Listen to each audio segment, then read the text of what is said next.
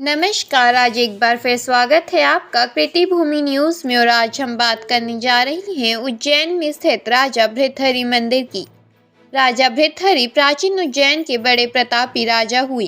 राजा भृतहरि की 3 पत्नियां थीं और वे अपनी तीसरी पत्नी पिंगला पर मोहित थे।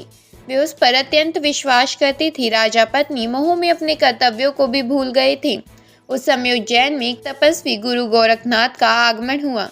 गोरखनाथ राजा के दरबार पहुंचे। भृतहरि ने गोरखनाथ का उचित आदर सत्कार सम्मान किया। इसमें तपस्वी गुरु अति प्रसन्न हुए। प्रसन्न होकर गुरु गोरखनाथ ने राजा को एक फल दिया और कहा कि यह खाने से वे सदैव जवान बने रहेंगे, उन्हें कभी बुढ़ापा नहीं आएगा, सदैव सुंदरता बनी रहेगी। चमत्कारी फल देखकर गुरु गोरखनाथ वहां से चले गए।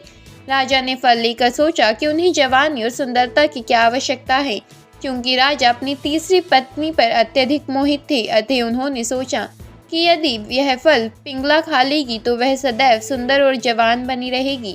यह सोचकर राजा ने पिंगला को वह फल दे दिया। रानी पिंगला भृतहरि पर नहीं बल्कि उसके राज्य के कोतवाल पर मोहित थी। यह बात राजा नहीं जानते थे।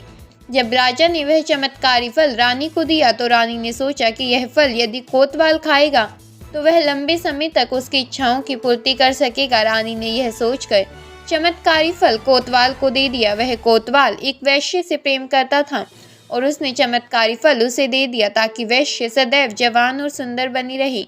वैश्य ने फल पाकर सोचा कि यदि वह जवान और सुंदर बनी रहेगी तो उसे यह काम हमेशा करना पड़ेगा। नरक समान जीवन से मुक्ति नहीं मिलेगी। इस फल की सबसे ज्यादा जरूरत हमारे राजा को है।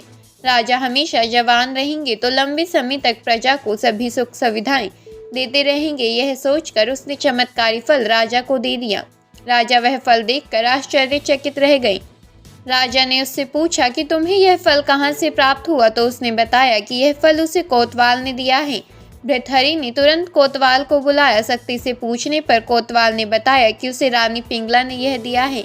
जब भृतहरि को पूरी सच्चाई मालूम हुई तो वह समझ गए कि रानी पिंगला उसे धोखा दे रही है। पत्नी के धोखे से भृतहरि के मन में वैराग्य जागा और वे अपना संपूर्ण राज्य विक्रमादित्य को सौंपकर उज्जैन की एक गुफा में तपस्या करने आ गए। उस गुफा में भृतहरि ने 12 वर्षों तक तपस्या की। उज्जैन में आज भी राजा भृतहरि की गुफा दर्शनीय स्थल के रूप में प्रसिद्ध है।